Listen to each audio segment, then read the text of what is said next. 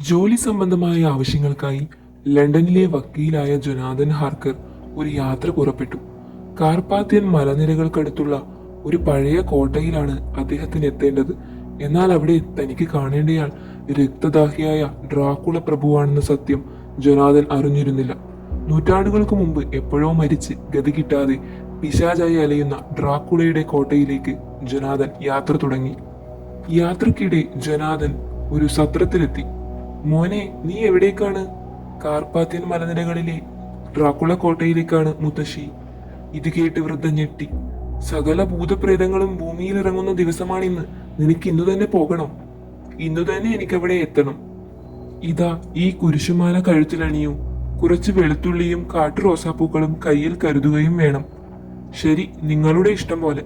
Jonathan അവിടെ നിന്നും വണ്ടി കയറി. ഓ ജീസസ്, ഈ യുവാവിനെ കാത്തോളണേ. ഡ്രാക്കുള കോട്ടയെപ്പറ്റി കേൾക്കുമ്പോൾ ആളുകൾ എന്തിനാണ് ഇങ്ങനെ ഭയക്കുന്നത്? മലകളും പുഴകളും കടന്ന് ആ കുതിരവണ്ടി പാഞ്ഞു. ഡ്രാക്കുള പ്രഭുവിന്റെ വണ്ടിക്കാരൻ എന്നെ കാത്തു നിൽക്കുമെന്ന് പറഞ്ഞ സ്ഥലം എത്താറായി. കൂരിരുട്ടിൽ പേടിപ്പെടുത്തുന്ന ആ കൊടും കാട്ടിനുള്ളിൽ ജൊനാഥൻ ഡ്രാക്കുള പ്രഭുവിന്റെ കുതിരക്കാരനെ കാത്തുനിന്നു. ചെന്നായ്ക്കളും കാട്ടുനായ്ക്കളും നിർത്താതെ ഓരിയിടുന്നുണ്ടല്ലോ. പെട്ടെന്ന് മിന്നൽ പോലെ ഒരു കുതിരവണ്ടി പാഞ്ഞെത്തി. വേഗം കയറൂ, അധികം വൈകാതെ അവിടെ എത്തണം. ഹേയ്, ഈ വനത്തിൽ ആൾതാമസമുണ്ടോ? ഇരുട്ടിൽ വണ്ടിക്കാരന്റെ മുഖം അവ്യക്തമായിരുന്നു. എന്തൊക്കെ ചോദിച്ചിട്ടും ഈ മനുഷ്യൻ ഒരക്ഷരം സംസാരിക്കുന്നില്ലല്ലോ. വഴിയിൽ കടവാവലുകൾ ചിറകടിച്ചു പറന്നു.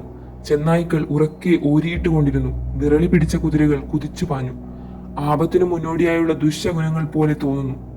ജൊനാഥൻ തീപ്പെട്ടി കൊള്ളി ഉരച്ച് വാച്ചിൽ നോക്കി. അർദ്ധരാത്രിയായിരിക്കുന്നു.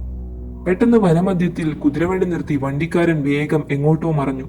ഹേയ്, നിൽക്ക്! അയാൾ ആ നീല വെളിച്ചം കാണുന്നിടത്തേക്കാണല്ലോ പോകുന്നത്.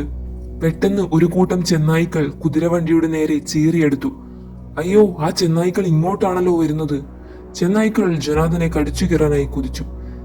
ഇവയെ നേരിടാൻ ആയുധങ്ങളുമില്ല. പെട്ടെന്ന് ഇവിടെ നിന്നോ വണ്ടിക്കാരൻ പാഞ്ഞെത്തി. ദൂരെ പോ! ഇയാൾ ആംഗ്യം കാട്ടിയതോടെ ചെന്നായ്ക്കൾ പിൻവാങ്ങിയല്ലോ. എനിക്കിത് വിശ്വസിക്കാനാവുന്നില്ല. കണ്ടത് വിശ്വസിക്കാനാവാതെ ജൊനാഥന്റെ ബോധം മറഞ്ഞു. കുറെ സമയത്തിനു ശേഷം ജൊനാഥൻ കണ്ണു തുറന്നു. ഞാനിത് എവിടെയാണ്? അതൊരു കൂറ്റൻ കോട്ടയായിരുന്നു. ചുറ്റും കടവാവലുകൾ ചിറകടിച്ചു പറന്നു. ചെന്നായ്ക്കൾ കൂട്ടത്തോടെ ഓരിയിട്ടു. കോട്ടവാതിൽ അടഞ്ഞുകിടക്കുന്നു. ഇവിടെ എവിടെയും ആരെയും കാണുന്നില്ലല്ലോ. പെട്ടെന്ന് കാതടപ്പിക്കുന്ന ശബ്ദത്തോടെ കോട്ടവാതിൽ മലർക്കെ തുറന്നു. വരൂ മിസ്റ്റർ ജൊനാഥൻ, താങ്കൾക്ക് സ്വാഗതം. നിങ്ങൾ ആരാണ്? എനിക്ക് ഡ്രാക്കുള പ്രഭുവിനെയാണ് കാണേണ്ടത്. ഞാൻ തന്നെയാണ് നിങ്ങൾ അന്വേഷിക്കുന്ന ഡ്രാക്കുള പ്രഭു. ജൊനാഥൻ പ്രഭുവിനൊപ്പം ആ പടുകൂറ്റൻ കോട്ടയ്ക്കുള്ളിലെത്തി. അപ്പോഴും ചെന്നായ്ക്കൾ ഓരിയിടുന്നുണ്ടായിരുന്നു. ചെന്നായ്ക്കളുടെ ഗാനം കേട്ട് രാത്രി സുഖമായി ഉറങ്ങൂ ജൊനാഥൻ. ഇയാളുടെ വായിൽ നിന്നും അഴുകിയ മാംസത്തിന്റെ ഗന്ധം മാത്രവുമല്ല, പല്ലുകളിൽ രക്തക്കറയും. മനസ്സു നിറയെ സംശയങ്ങളുമായി ജൊനാഥൻ ഉറങ്ങാൻ കിടന്നു. ആപത്തുകളൊന്നുമില്ലാതെ ജോലി തീർത്ത് വേഗം മടങ്ങണം. അടുത്ത ദിവസം ഉറങ്ങി എഴുന്നേറ്റ ജൊനാഥൻ കോട്ടയിൽ എല്ലായിടത്തും പ്രഭുവിനെ അന്വേഷിച്ചു. ഇവിടെയെങ്ങും ആരെയും കാണുന്നില്ലല്ലോ. പക്ഷെ എനിക്കുള്ള ഭക്ഷണം ഒരുക്കി വെച്ചിട്ടുണ്ട്. സമയം സന്ധ്യയായി. ഇരുട്ട് വീണതോടെ പ്രഭു തീക്കാറ്റ് പോലെ തിരികെ എത്തി. എന്റെ കൊട്ടാരം ഇഷ്ടമായോ ജൊനാഥൻ? വാതിൽ തുറക്കാതെ ഇയാൾ എങ്ങനെ ഇവിടെ എത്തി? ലണ്ടനിൽ നിങ്ങളുടെ സ്ഥാപനം എനിക്കൊരുക്കിയിട്ടുള്ള ഭവനം എത്രയും പെട്ടെന്ന് എനിക്ക് സ്വന്തമാക്കണം. അതിനാവശ്യമായ രേഖകൾ എന്റെ പക്കലുണ്ട്. അവർ രാത്രി മുഴുവനും സംസാരിച്ചിരുന്നു. പകലിന്റെ വരവറിയിച്ച് കോഴി കൂവി. അതോടെ പ്രഭു തിടുക്കത്തിൽ ചാടി എഴുന്നേറ്റു. എനിക്ക് ചില ജോലികൾ ചെയ്തു തീർക്കാനുണ്ട്. സമയം പോയതറിഞ്ഞില്ല. ഇയാളുടെ സ്വഭാവം വിചിത്രം തന്നെ.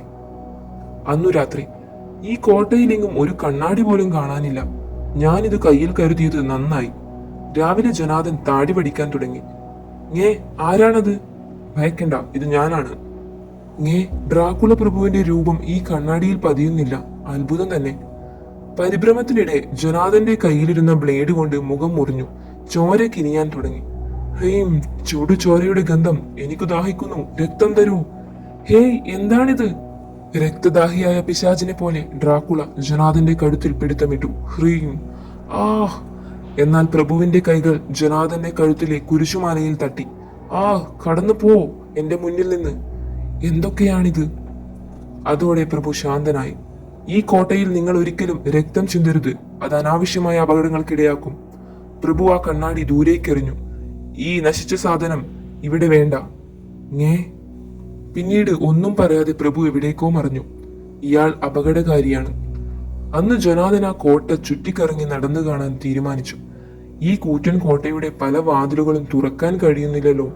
പുറത്തേക്കുള്ള വാതിലും കാണുന്നില്ല. നിരാശനായ ജൊനാഥൻ കോട്ടയുടെ മുകൾ നിലയിലെ ജനാലയിലൂടെ പുറത്തേക്ക് നോക്കി. ആ ജനലിലൂടെ താഴേക്ക് ഊർന്നിറങ്ങുന്നത് പ്രഭുവല്ലേ?